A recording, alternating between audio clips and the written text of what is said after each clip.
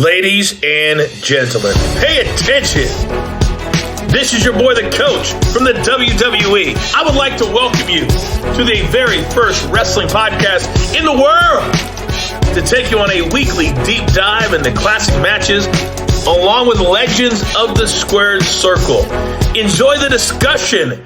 Enjoy the back and forth. There's so much to get into. Ladies and gentlemen, this is The Payoff.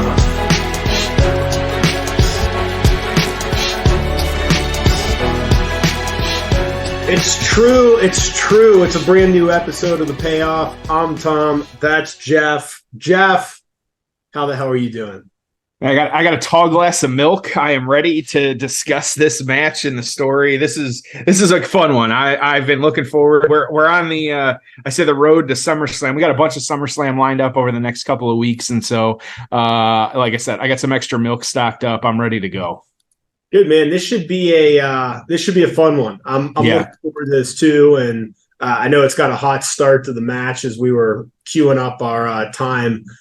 So they did not wait to get in the ring to get this one started. And I mean, you know, there is no bad Kurt Angle match, and it's Steve Austin, and we weren't going to have Steve for much longer, man. It's like this is kind of the winding down of the Austin era. Yep.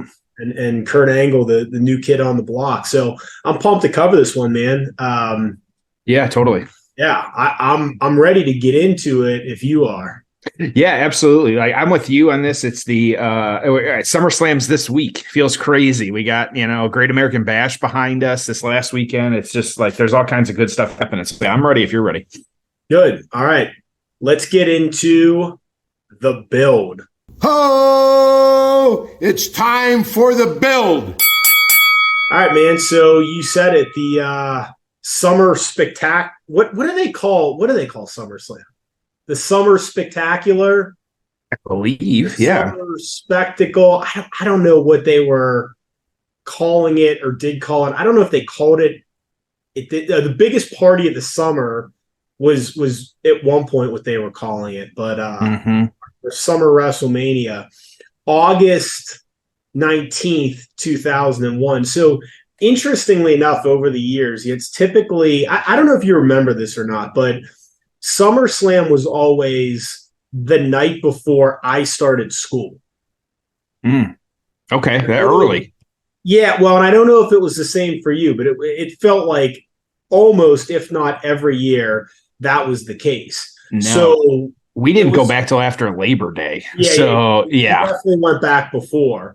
And so there was this like negotiation of, if I ordered it, it wasn't going to end until like 11 o'clock at night, and then I'd have my first day of school the following day. So there was always a little bit of a negotiation that went into that one. I didn't like the timing, but of course now we're getting it a lot earlier, which is interesting, and I certainly have no objection to that. When now, like especially with AEW, it's like Labor Day weekend and Memorial Day weekend both have big shows, so it's just this stuff just doesn't let up. But August 19th, 2001, we're in San Jose Compact Center, home of the San Jose Sharks.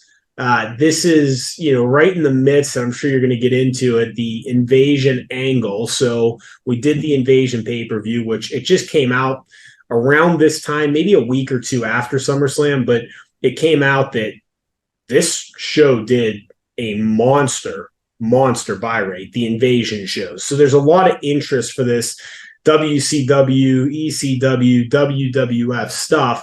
And this pay-per-view hits on a lot of that. So dark match was Jackie Lita and Molly Holly defeating Ivory, Stacy Keibler, and Tori Wilson in a trios tag match in 2 minutes and 55 seconds.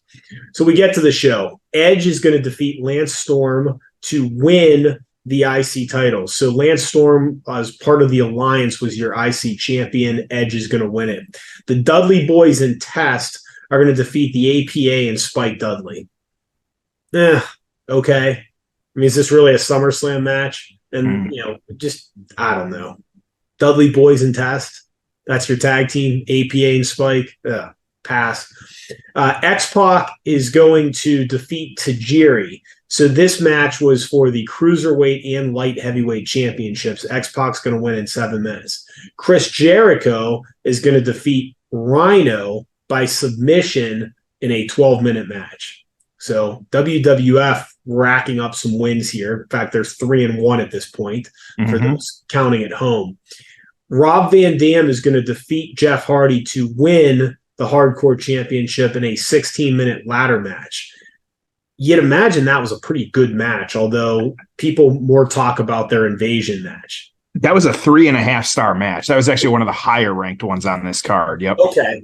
Yeah, so that would be an interesting one to watch at some point. The Brothers of Destruction, Kane and The Undertaker, are your WCW Tag Team Champions. They're going to defeat Diamond Dallas Page and Kanyon, your WWF Tag Team Champions, by pinfall in a steel match. Not I-star match. No, and this is just a really, really weak SummerSlam. I mean, gosh, I sit here and think, well, what if they hadn't bought WCW? How bad would this roster have been if this is what we got? Imagine if, DDP wasn't there and Rhino and, some of these guys. I mean, oh, God. Yeah, totally. So we have a double main event. We have the WWF Championship match and the WCW Championship match. So this is kind of the early stages of us having two champions, right? Two brands, two champions. We have Angle and Austin, which we're going to cover. And then in the main event, The Rock, your your representative from the WWF is going to defeat Booker T, who was your WCW champion at the time. So the show ends with The Rock becoming the WCW champion. Just really, really odd. I mean, as I look back at this, it's even weirder and odder than I remember, if that makes sense. Yeah. It really, yeah. Yeah. What do you think? I mean, as you look at, is it just me, or is it like this is just a really odd? I think it was the time, during wrestling right now. Okay, do I want to see Chris Jericho and Rhino? Maybe they wanted to work together. Maybe you were getting a little bit of that crossover with there were certain people that wanted to work together or see how they work together. I think they were just so bloated with people at this point too. They had no clue what to do. How do you put, you're leaving so many people off versus on, and how do you, it's just managing it has to be a nightmare. And so is there some hidden gems in here? I wouldn't have expected Tajiri and X-Pac. That one was 3.25 stars. I wouldn't have expected that. Rob Van Dam and Jeff Hardy, I feel like you could put them up there and they're going to put on 3.5, which they did, and it's just going to be a good match. This match, obviously, you got two of the top at the time, and should be great. But then, doing the double main event with Booker T and The Rock, was Booker T really the main event here? I'm glad they, Kate, the Brothers of the Destruction and Diamond Dallas Page and Kanyon wasn't and that was a steel cage match. I'm glad that wasn't what this was building to. This should have been the solo main event on this card. Yep. Agreed. So Steve Austin's a heel. We've got Kurt Angle representing the WWF. Tell me about this, because this whole thing just felt. I mean, again, you have Austin coming off WrestleMania 17 as a heel, which was already kind of a bad decision and obviously didn't work. And hindsight's 2020. But then we're going to try to have him join the alliance because he worked for WCW, 8 years prior, whatever it was. This all just sounds awful. And these are two of the greatest talents of all time. Yeah, and it was just interesting because, like you said, there was a lot of people moving. There was a lot of people in roles that they maybe face heel that they shouldn't have been. There was just some weird stuff. So to your point, it was actually less than a month prior to this show was the Invasion show. So it was maybe 4 weeks. And so it was not that long before this. And of course, we all know this is kind of like a rematch or a redo of the Alliance Invasion show. Yeah, and we had the the Alliance stuff who was WCW and ECW. You had belts in different places. You just had all kinds of things happening. And so at that show, you had Alliance, WCW, and ECW. It was Booker T, DDP, Rhino, Bubba Ray, and Devon Dudley actually beating Team WWEF, Austin, Angle, Chris Jericho, Undertaker, and the Kane. Yikes! Wow, we got to wake up. Any more milk? And Kane, which on paper, like reading that, and at the time this happening, it's almost crazy to think like Austin, Angle, Jericho, Undertaker, Kane lost to Booker T, DDP, Rhino, Bubba Ray, and Devon Dudley. Especially the product that WCW was putting out at the time, just trash. Like, I remember the Invasion itself and Shane, but I don't remember this specifically. We're gonna have to go back and watch that one because I know we have it on our list because it's just crazy. And so, but like you said, the reason this was happening is the Alliance winning. It was actually Austin turning on Team WWE when he actually stunned Angle during this angle. And so it was the next night he did it because on Raw, he said he did this because he felt Vince was grooming Angle, that he was going to be the top guy, or Angle was, that he was underappreciated. And so just a lot of, we've seen that storyline a lot over the years of just kind of what's happening. So it makes sense, but still, just, unusual as well too, just to try and make it work with this many people in play. Also to have like a 5-on-5 and then just break the storyline off that way, just kind of awkward. But, and so it was actually that night as well too. There was a 6-man elimination tables match, which Austin interfered in, taking on, or like assaulting Angle and interfering on that one. So it's less than a week later, of course, of SmackDown of that week. It was actually in Pittsburgh, of Angle appearing there, challenging Austin to the title there. But it was actually Booker T who defended his title against Angle. And so you actually had Angle with, again, it just feels weird saying this even. Angle won the WCW championship over Booker T after Stone Cold Steve Austin interfered in the match. Like that sentence shouldn't be a thing, but like here we are. Like it just doesn't make any sense. So, but we've got that. So we're continuing the story. He actually lost it just a couple days later. It was I won it on Friday, lost it on Monday. Lost the WCW championship back to Booker T. It was actually Austin and Shane McMahon who helped him win that title back. And so then finally you then get Angle challenging Austin for the WWE championship at SummerSlam, which Austin did accept that one. So, and of course we get the match at that one. So a couple different things, of course, can they, as was the time and what they were doing a lot in the lead up to this as well too. There was a tag team elimination match, a 6-man. So you had Austin and the Dudleys, of course, with ECW, and Angle with the Hardys, doing that. I remember, in retrospect, we got that so much, like you said, hindsight 2020 on some of this stuff. Like we were so often getting matches like that of just like, it's either can they work together or we're going to put a big tag team match together with these guys. And that's what they had. So Austin and the Dudleys actually won that match, leading us into this SummerSlam match. Whew. Yeah, just so many things that it feels weird, like sitting here in 2023 saying like this was wrestling. This was 2001 wrestling. This is what we were doing. Hit play by accident there. I'm ready to go. Are you ready to go? Oh man, I am ready. If you are obviously ready, let's do this. So we have Austin. Austin's going to come out, and they're just going to start beating the shit out of each other. So we're going to hit the ground running in this one. Yep. We're at the 1 hour and 52-minute mark. SummerSlam 2001. 1 hour 52-minute mark. Jeff, are you ready? Let's get into it, man. All right, it's time for the payoff. Oh, it's time for the payoff.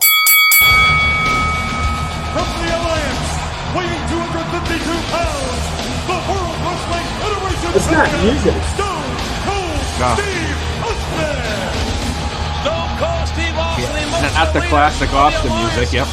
And Angle have locked eyes. Austin pausing. Angle on the outside of the ring. And you just got to imagine what this is going to be like. We're seeing Angle physically intense. This yeah, it's always weird. For the richest prize in our business will be. And here we go. Here we go. All right, so they're going at to start. I don't know if you noticed, but there were the photographers ringside.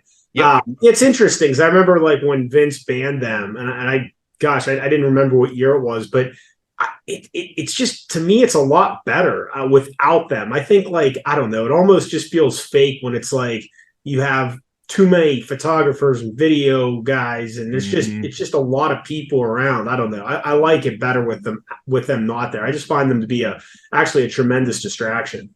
It's the opposite in New Japan. Like, there's always so many of them. Like, they're kind of always, they try and do that to add to. Sometimes it's like all camera, men and women. Like, it's just kind of crazy. So, all right. So we are finally in the ring at this point. Here we go. After kind of brawling an Angle with the double leg takedown. Here we go.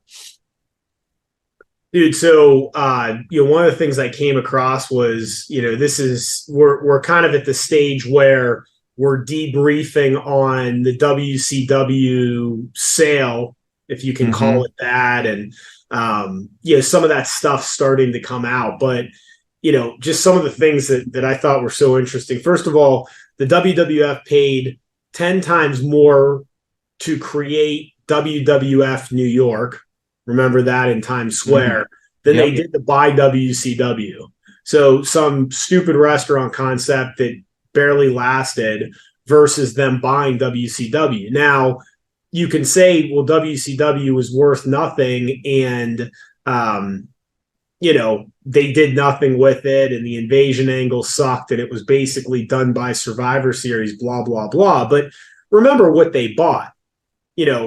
NXT, Halloween Havoc, Great American Bash. I mean, there's a there's a lot of those brands the names, yep. Still utilize. Yep. Obviously, the tape library, which, you mean all the stuff archived on the network? Yeah, that has value. But then also, like, when they do the Dusty Rhodes documentary on A&E and anything else, like, all that footage, man, like, they wouldn't have access to that if Turner still owned that, or if someone else had bought it or whatever. Like, they wouldn't be able to use any of that. Oh, by the way, all the documentaries they do on the NWO or any of these guys' careers, like, none of that you'd be able to use. Like, think about the Flair documentary, the Dusty documentary, the NWO documentary. Anytime you're chronicling a guy's career that worked in WCW, like, can you tell the Steve Austin story without WCW footage? Sure, but you really wouldn't want to, like showing The Undertaker working in WCW, like that, so there's a lot of stuff like that they bought. Now, keep in mind, they paid like $1 million for this. I was funny because I was just recently, as I've been watching Dark Side of the Ring, I've also, like, I enjoy, over my lunch break, I'll watch, something else too. And I recently rewatched was the Downfall of WCW, or Destruction of WCW, or whatever it was. And in that show, and it was interesting because, to your point, like, so many of the interviews were like 3, 4, 5, 6 years old, like some of them commenting. And I get, like, watching it now, I realize, like, they kind of put the compilation together of what they were doing. But one of the funny things that was said in there is Jericho actually said, he goes, I wish I had known how much they had paid then. He goes, because I would have put in an offer to buy it because I had the money at the time. Like, and so, like, which is crazy to think about, for as little money as it sold for. Like, God, what a what if scenario if, like, one of those top guys at the time, like, had actually bought WCW out from, like, under Vince or something like that. I do think, and even a lot of people said, like, the right person bought it. It was same with the territory stuff. Like, the right person ended up with wrestling, because everything points to, the more we watch, like, once you start getting, like, these TV executive decisions, it's going to go downhill. I think that's what we started seeing certain things like that with, like, before Vince was fired, left, whatever, and now he's back. But like, you start getting the networks involved. You start like all this, like 1 week or 2 weeks after the draft, you got people moving to different brands already. Like, it's just, and you got to figure that's interference to a degree on what's happening with, behind the scenes. I'm watching this match, and watching Steve Austin work as a heel is just annoying. Mm-hmm. And I'll tell you, now part of it, I'll tell you something that's interesting is, like, at this point of his career, really anytime after his neck injury, like he's a really good performer, but if Steve Austin's your heel in this match, and he's mainly beating up Kurt Angle, what's he going to do? Yeah. Punch, kick, suplex. I mean, he doesn't have many moves at this stage of his career. Right. So it's weird watching him. Now he's taken 4 German suplexes. Yeah, how he's taking these bumps. Yeah. Pretty crazy on that neck at that point. But, I mean, he's being – God, that's 4 or 5 German suplexes. That's 5, yep. Okay. Here comes 6. He's not tucking his head either, which is kind of crazy. Like, he's taking the impact. Yeah, like that's got to – crazy on that neck, man. Of course, his career is coming to an end. Not right. I mean, we still have a little ways to go. He's going to be out soon with the neck injury. Man, this is like Brock level of suplex. That's 7, I think. Yeah, that's 8, 7 or 8 that he took. Yep. Nonstop. He's not doing them like the Brock Lesnar where it looks like he's going to break someone's neck, but still, man. Yeah, and Brock's tossing him halfway across the ring. Angles, yeah, he's kind of holding the suplex, yeah. So Kurt, recently I saw a quote not that long ago. I thought this. I'm interested in what your thoughts are on this. He said, the Bloodline story is the best thing that they have done in the last couple of years. I was really thinking if Roman was going to hold the title for so long, and not that I'm against it, but I think it's just too long. But having these guys turn on Roman, what a great storyline. They turned shit into Shinola. I'm not saying that Roman being champ is shit. He deserves to be champ. He is the man. But they were able to turn this into an incredible story that the fans are into, and that is something they needed right now. Agree. I think I'm going to say probably agree, but like thoughts on what he said?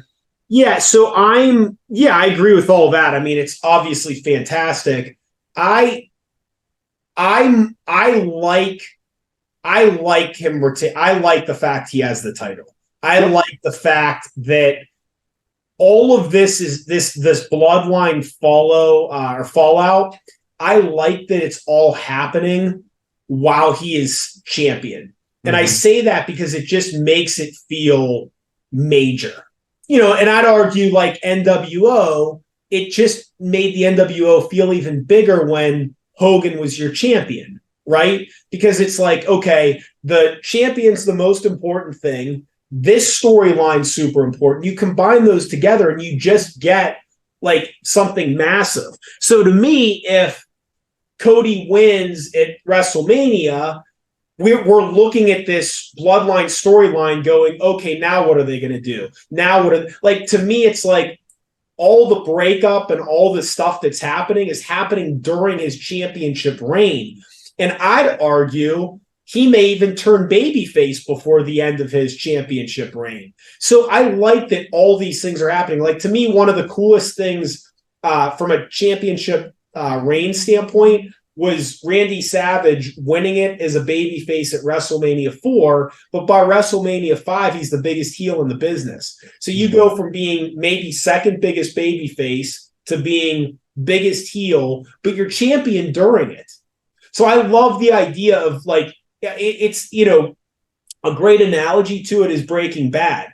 That's the first time in history where a character went from being a good guy to a bad guy, a main character. Like over the course of a television show.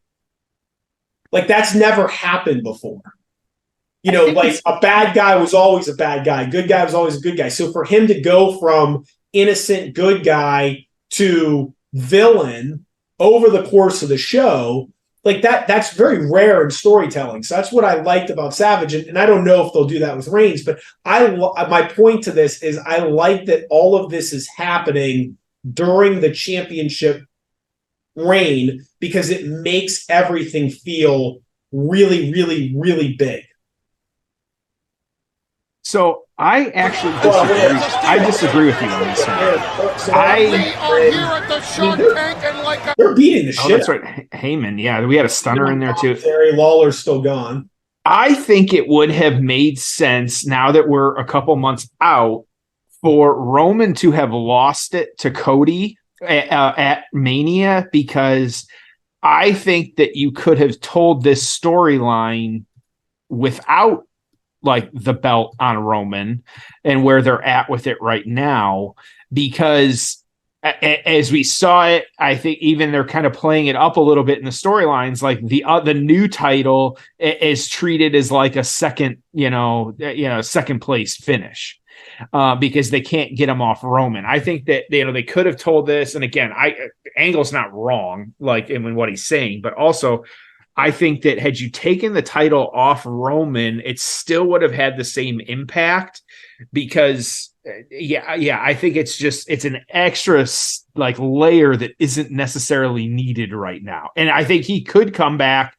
I think that, of course, are going to armchair book it. Like that's the story then you could have told of like, let him beat Cody again at the next WrestleMania. Like let Cody have it for a year and then let him have him beat him. If you get lucky enough and can get The Rock, like, let's find a way. Maybe you have him lose it this week at SummerSlam if the story had played out that way, and then The Rock comes in or something, or you do Cody and Roman Survivor teams, like who knows? But yeah, I think it's just, I mean, we're where we are. He's got the belt, and so it's interesting. But I think Kurt, he's definitely still got his finger on the pulse of what's happening and what's going on. Just looking through some of this other WCW sales stuff,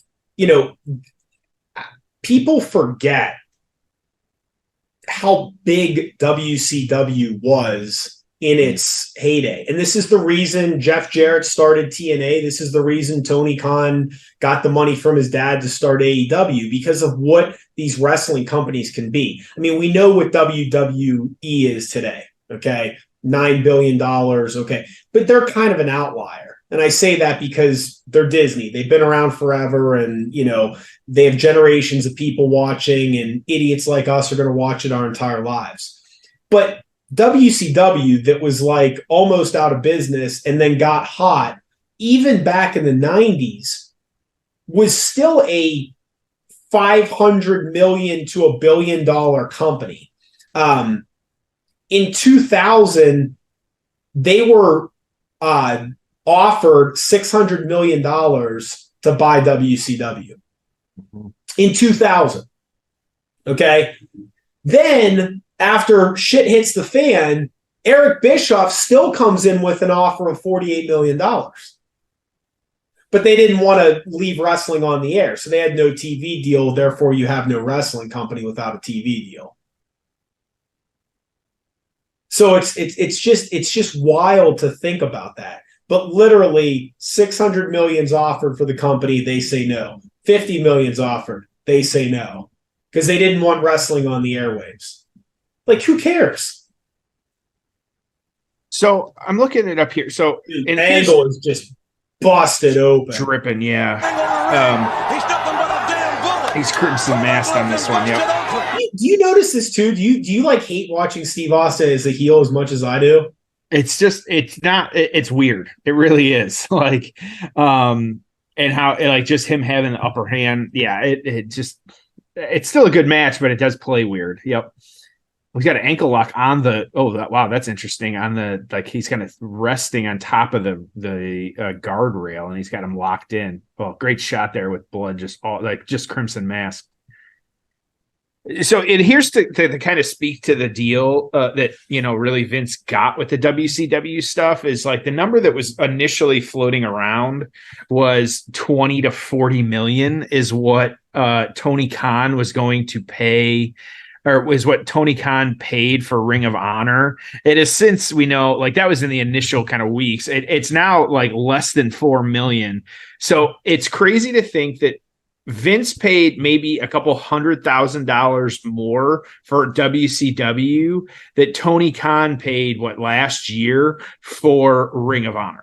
What'd you say Tony paid for Ring of Honor? It was a little less than 4. Okay, so WCW was $2.5 million. So Tony spent $1.5 million more for Ring of Honor. I thought WCW was 4. I forget. Two and a half. Okay. So yeah, but it's crazy to think okay, sure. So that just speaks to the deal. Like I said, DDP was not that long ago too, that so all these different wrestlers, I guess if they had known what was going on, kept saying they would have been the ones to buy it. Well, I mean, this is the game God, he got the Big E suplex on the back. I mean, that's that looked rough. Yep. Yeah, Austin's just getting the shit kicked out. No wonder he really is. Yeah, had to retire. Well, look, these guys can say, "Oh, I should have bought WCW." That's the game, man. That's the risk. If you're willing to take the risk, the reward can be massive.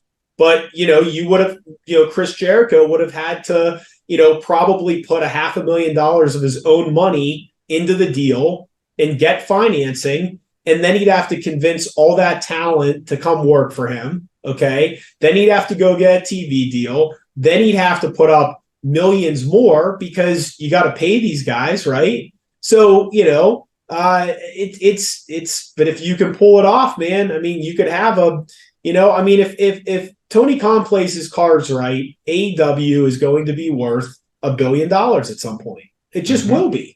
And it will be because they'll do a couple $100 million of revenue. And that isn't that hard to believe. That would just be a better TV deal than they have now. And there's a long way to go, but it's absolutely possible. So, it'll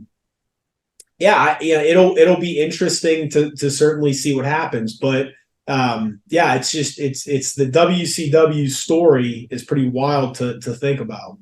Well, and it all boils, like you said, anymore we all know, it all boils down to the TV deals. It all boils down to kind of what they're making there. Like they could, they've had their most, or most profitable years ever in the last couple of years.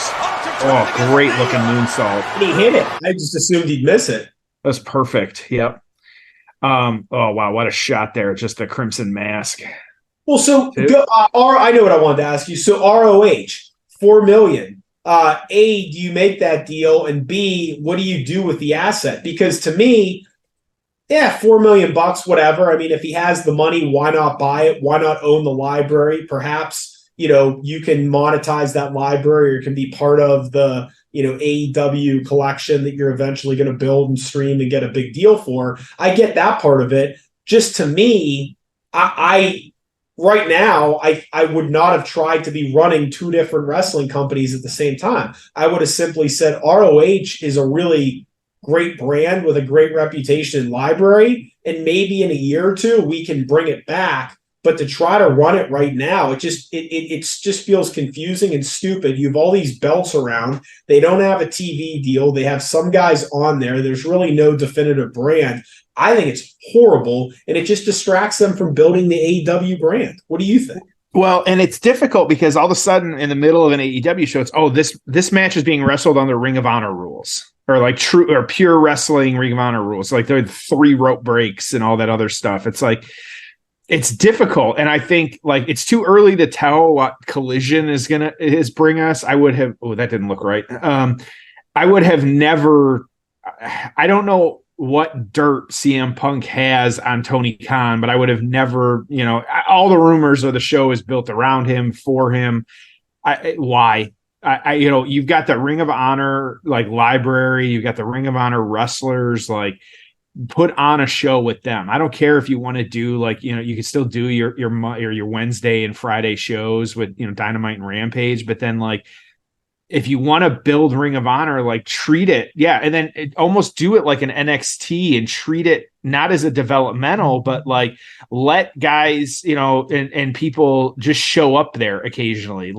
Baron Corbin coming back down to NXT. I think which I don't even know if you saw that recently. That's actually pretty smart. Like, let him go back down there and give these people a little bit of run. Like, sure, let some of these guys that were in Ring of Honor, like, go back and have like their dream matches, if you will. Like, like, let's kind of do those types of things. Or occasionally, like, let's give somebody the TV time on Rampage or Dynamite or something like that. But yeah, I think, and yeah, you and I, we can armchair it and, sit and, and say this, but I'm with you. I feel like the business decision side of it, Angle is covered in blood on every part of his body. And Austin's got it all over him too. I just feel like there's, we've seen over the years, like, they're getting so bloated. Like, there's just so much wrestling out there, like I said, with the belts and everything else. Angle kicking out after a big stunner. Yep. Perfect stunner too. Yeah, it's just hard, like, to know, okay, like, I guess, where's it going in 5 years? We might be able to say, yeah, they turned it into, a $5 billion brand, but also, like, right now, I just, I find it really interesting too. We really don't know who Tony Khan, at least I don't, who he has surrounded himself to help with some of these things. Like, we know Tony's name or Tony Schiavone's name is out there. JR's name is out there. Like, and we always see it after the WWE pay-per-views, like, who was booking what matches. We don't necessarily see that with AEW. I'd be curious to know, like, we know Tyson Kidd is, like, killing it with the women's division. We know, like, some of those things that it's usually like Michael Hayes or something like that, or Paul Heyman, doing the main event. And so, but I'm wondering, like, is he just surrounding himself with enough people that have the wrestling prowess to know, hey, here's what's happening, here's what's going on? Yeah. A lot of kick out here. A couple of this is a hell of a match. I have gotten into this match for sure. Yeah, absolutely. And these guys, it feels like this would be a hard match to follow, man. I mean, like, blood all over the ring. Wrestling all over the arena. Yep. Austin in the match. Oh, Hebner just got bitch slapped. Oh, and here's where we get funky. Hebner took a stiff. Yeah, it looked like he was going to land on his neck. We didn't see it in the camera shot, but. What the hell was that? That's a DDT. I know what that is, but what the hell was? It seems like the roll. It just seems odd. Like, Angle's a good guy. Austin. Hands into it. Everybody's standing.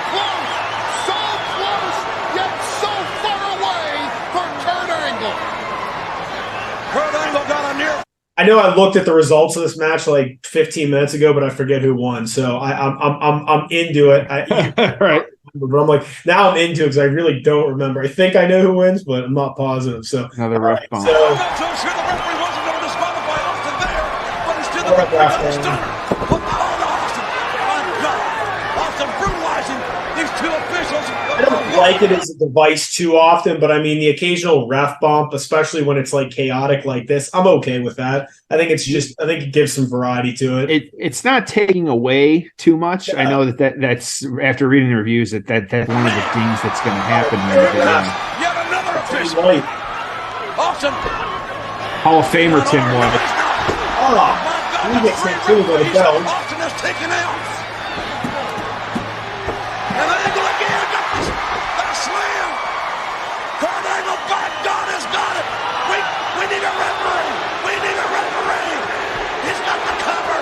He's got the cover. Tim White doing a great job of selling. Oh, here we go. It should be over. It's over. Wait a minute. What the hell is this? Why is the bell ringing? It's the winner by disqualification. Therefore, Steve Austin retains the WWE Heavyweight title. Here comes shenanigans. Nick Patrick has disqualified Stone Cold Steve Austin for excessive abuse towards the officials. Therefore, your winner, Kurt Angle. However, still World Wrestling Federation champion, Stone Cold Steve Austin.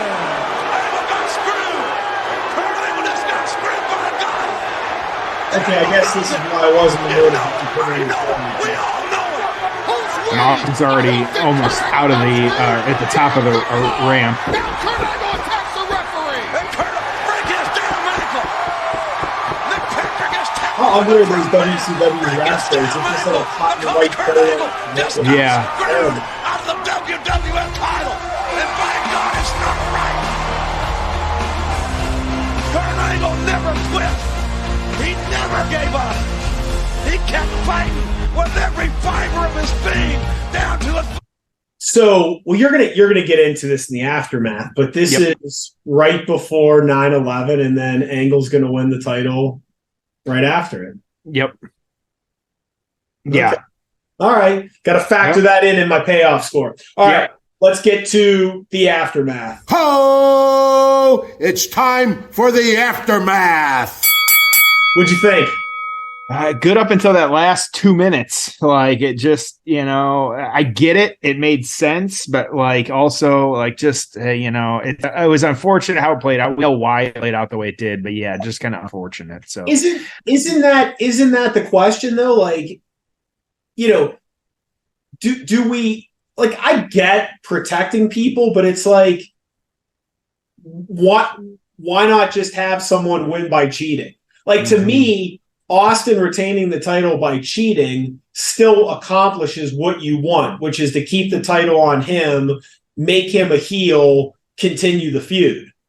So I would do it a different way. That's all. I just simply say, okay, he won by, missed, or by using the belt, or by tricking the referee, or whatever it might be. Mm-hmm.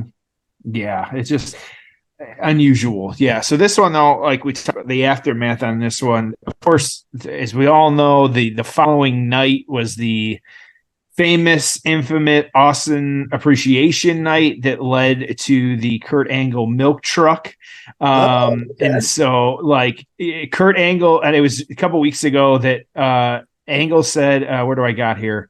I'm going to tell you this right now. My favorite segment wasn't wrestling, it was the milk truck. Dousing down Stone Cold Steve Austin and Stephanie McMahon with milk in the Alliance. It was the best feeling in the world. I was on cloud 9 that night. It was one of those things. You remember when Austin did the beer truck? It was the same thing. It was an incredible moment. And the great thing was it was tied to Stone Cold. And so I'm sure, like, there's so many Angle things that we remember, whether it's him, singing, the tiny hat, like there's all these different things he did so well. And so, yeah, they didn't, do you need to necessarily, like it's my notes, do you need to always progress the story forward? No. But at the same time, like, that was one of the most memorable segments in the last 30 years of wrestling, like, and just in general in wrestling, like that's just kind of how it was. And so, he finally had Austin losing the championship, though, to Angle. It was unforgiven. He was submitted to the ankle lock. It ended Austin's reign. It was 175 days. It was actually the longest title reign since 1996. And Feels so like a he short would read get these days. Yeah, right. And so he would get the title right back. It was actually October 8th on Raw. You had, at the time, William Regal, who was the WWE commissioner, betraying Angle and joining the Alliance. And so, and then you had Austin kind of beginning to feud with some of the Alliance members, Rob Van Dam. And so, like, he was, Rob Van Dam was getting cheered as a face throughout the whole thing, even though they were heels. So you had Austin and Angle, or Austin taking on Angle and Van Dam at No Mercy, and retaining the title. He actually pinned Van Dam on that one. It was then Survivor Series, a winner takes all. You had Austin captaining a team. It was Angle, Shane McMahon, Van Dam, and Booker T against Team WWE, captained by The Rock, who was Jericho, Kane, The Undertaker, and The Big Show. And again, you had then Angle, kind of flipping the script here, you had Angle then making the turn on this one, siding with WWE, helping The Rock get a rock bottom and pin the Austin to win the match, which was really kind of the end of the Invasion storyline at this point. And so just interesting how it played. I think it was, like we said at the top of the show, like just really weird. Like the Invasion stuff was just weird. There's really no other way to put it. Yeah, I think this Steve Austin thing shows you how hard it is to be both a massive baby face and a massive heel. And you've heard me say it before, but this is one of the reasons why, you can make a very strong argument Hulk Hogan's the greatest of all time, because he was arguably the biggest baby face of all time, arguably one of the best heels of all time, right? So that's really tough to do. The Rock could do both. Roman Reigns has done both, although I'd argue he's a better heel, but I think he'll be a major babyface at some point. Go down the list. Edge has been great at both. Savage was great at both. Steve Austin just couldn't be a heel. And it was because he was just too damn good of a babyface. And his style of babyface was just to be a badass. So him being a coward, it just nobody took it seriously because they knew it wasn't him. So anyways, I think that's really interesting. Yeah, I didn't realize it. So this 2001, like Angle was number 1 on the PWI and Austin was 2. And so I can't think of when we've had a 1 and 2 match. I think the match up until the ending I think it was evident. You had a number 1 and a number 2 in the rank, like absolutely. And so the torch on this one said, great match on every level. The finish didn't take away from it since it fit the storyline and feud context. 4.5 stars. This was, of course, the best match of the night by a long shot, almost 100 or 250, 60 votes on the Observer. Kurt Angle beat Steve Austin via DQ to Austin retain the title in 22:30. Super match with a bad finish. Austin knocked out Hebner, knocked out a second ref. Tim White ran in and Austin hit him with the belt. Angle had Austin pin after the slam when Nick Patrick ran in. Instead of counting the fall, disqualified Austin for attacking the previous refs. Jim Ross and Paul Heyman were going crazy trying to put this match over and make the finish into a heat finish instead of a groan DQ finish. Unfortunately, they put the heat on the referee instead of on Austin. 4.5 stars. So both gave it 4.5. They had very different takes. One other kind of review I saw, this show is well worth a watch, especially for Angle's memorable performance and another classic ladder match, which was separate. The invasion angle may have sucked, but at least the effort in the ring was great. So I think both 4.5, very different takes. Tom, where are you at?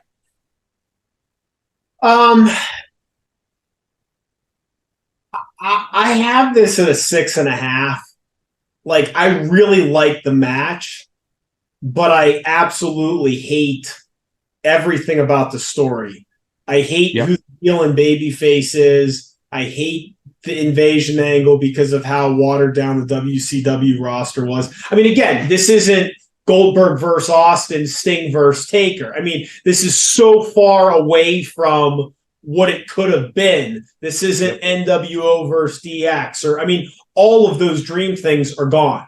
Okay. Yep. So instead of that, you have this. It just sucked. So the match was excellent. Like, if you're watching it on mute, you're just like, wow, this is a really interesting match. But you couldn't lose yourself in it because you're just thinking about how stupid it is. And then the finish was goofy. So 6.5, but it's probably as good of a wrestling match as you'll ever have for a 6.5 payoff score. But it just goes to show you, if the storyline isn't right, if the build isn't right, then it doesn't matter. That's why, AEW, they put on great wrestling, but what was the build to this? Why do I care about these characters? And they don't get it right often enough. What about you? Yeah, so I'm at a 7.5 solely because of the in-ring product itself. I thought that up until the finish, it was very good. If we had been listening to it on mute, I think that I agree with the comment of the commentary should have shifted it more to Austin, which does make sense. At the same time, there was not a bad moment of wrestling in that entire match. I'm with you though. I can't give it higher because it plays so weird as the whole, and we can see the whole picture of what happened and stuff like that. So that's that part of it is just very unusual to me. And so, but I mean, that's just kind of how it is. Okay. But still, I mean, I would recommend, if you needed to watch this match in a vacuum, I would tell people, hey, this is a good match to go watch in a vacuum. Absolutely. Agreed. So, all right. Before we send everybody home, I want to remind everybody of our sponsors. Of course, we're growing. We got more sponsors. It's all kind of good stuff. So don't forget, a couple different codes, all kinds of good stuff. You can always find them on our social media on the link tree as well too. Click that link in any of the bios that we have. Take you all of our different stuff. So the couple that we've got, of course, Manscaped, our long-term first sponsor, great stuff. 20% off, free shipping, code payoff when you're checking out you got everything in your cart. Of course, True Classic Tees as well too, 25% off there using that code payoff25, so payoff 25. And our newest sponsor, Caldera and Lab, of course, 20% off, the code payoff there. All kinds of men's, while Manscaped's got you covered in the grooming, Caldera and Lab taking care of your skin, all these different formulas, products, stuff like that. They got body wash and soap as well too. And so we've got you covered from head to toe. And so whatever you need, the Payoffs wants to make sure that you're getting taken care of, especially those summer months right now. We're deep into it. So we want to make sure, the weather's about to change. We got about a month here and it's going to start getting cold again. And so let's make sure you start taking care of yourselves, no matter what it is, whether you're just, manscaping, making sure you got good stuff to wear, or just your skin is feeling fresh and clean. Of course, we all love that. I love that. So, all right. So with that, Tom, let's send them home happy. Yeah, this was fun. I'm both excited and scared for next week because it's like we'll get into it next week, but it's Savage Warrior, yep. SummerSlam 92. Love these guys. Hated the build for this. Babyface versus babyface. So it's funny. We the Angle Austin thing could have been way more because. But I felt the same way about this match. So you're really frustrating me 2 weeks in a row is the moral of the story. But we're going to cover it. I'm looking forward to it. We appreciate everyone listening. We'll see you next week on an all-new episode of The Payoff.